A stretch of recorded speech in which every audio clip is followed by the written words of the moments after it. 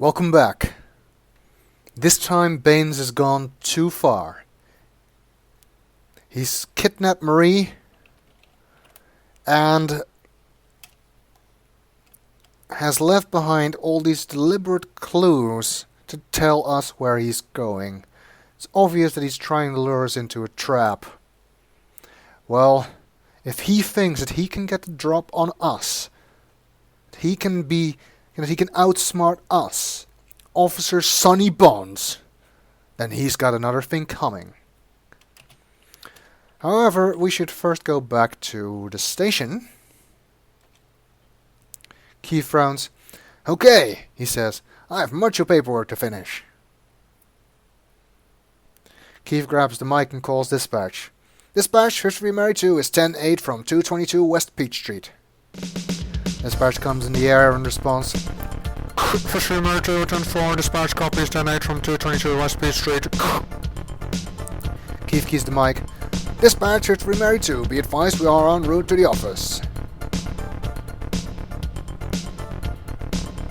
Dispatch answers. History Mary 2, 10-4, we copy you en route to the office.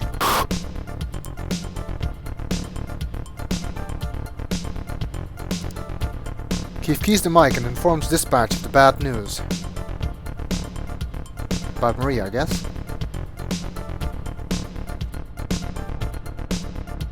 Dispatch, History Mary 2, we are 10-8 en route to the office. Be advised we have found signs of struggle. It appears the occupant of the house, one Marie Wilkins, has been kidnapped. Please advise the captain. History Mary 2, we copied possible 207 kidnap, and we'll transfer the information to History Mary 1. Keith manages an encouraging smile. We'll get her back, Sonny.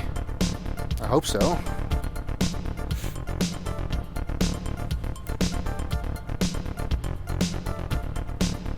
Dispatch 53 Mary 2, 10-7 at the office.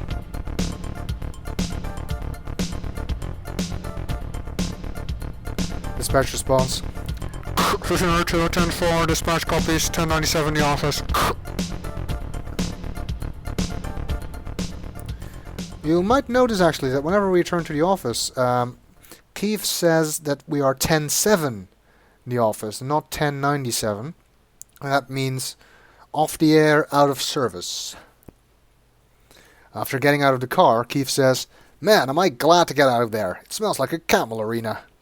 It's still your own fault. Okay. Bunch of things we need to do at the station.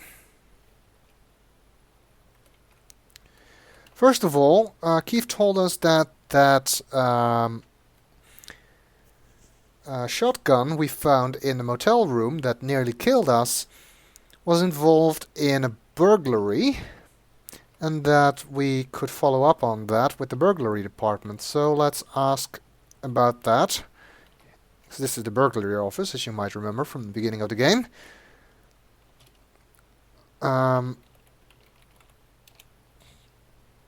yes, says Detective Simpson. We just worked a recent pawn shop burglary. Simpson continues. Taken in that burglary were two shotguns, a .32 automatic with silencer, and ammunition. Were there any prints? Affirmative on the prints, says Jim. We dusted everything. Bains' prints were all over that shotgun. Very good.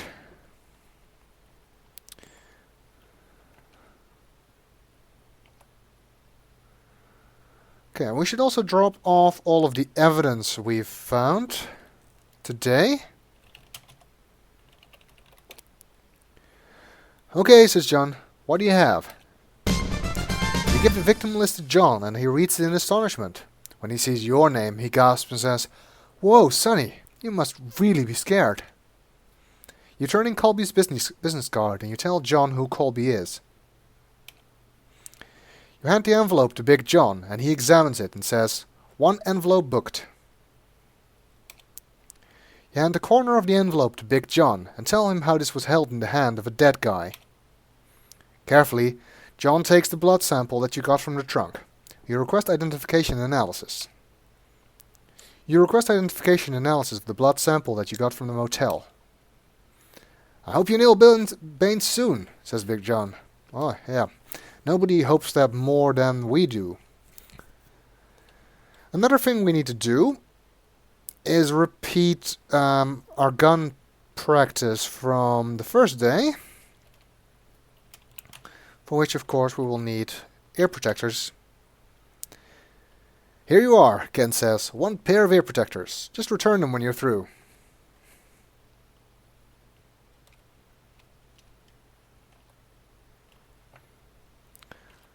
Because we will need our gun again later, and if we don't do this, our sights will be unaligned again, and we'll die. Checking your gun, you see that the clip is not yet empty, and you do not reload. Okay. Blam.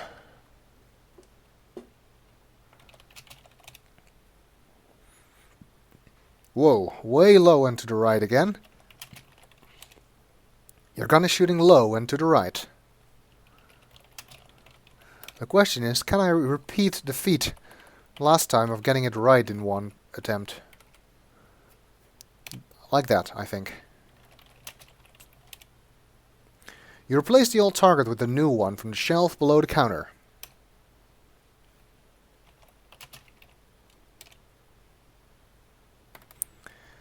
Okay. Let's see how we're doing now. Better? Your sights are properly aligned. I did it in one try again. Man, I'm good. You don't get any points for doing it this time, though. Unfortunately.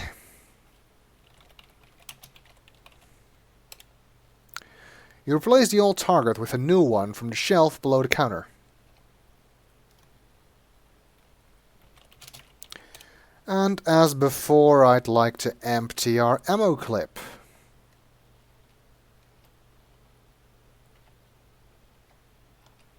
Let's try and shoot him in the head a little bit. Ah, help.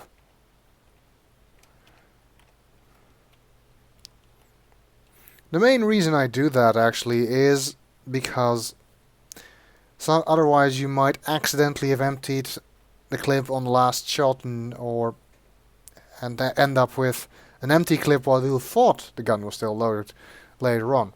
This way at least you know it's empty and you know you need to reload. And you know that you'll have a full clip after you do that.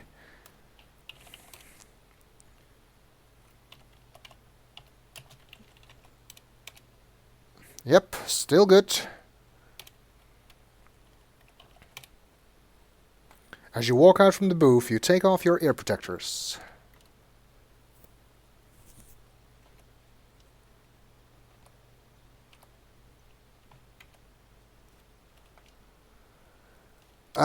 Okay.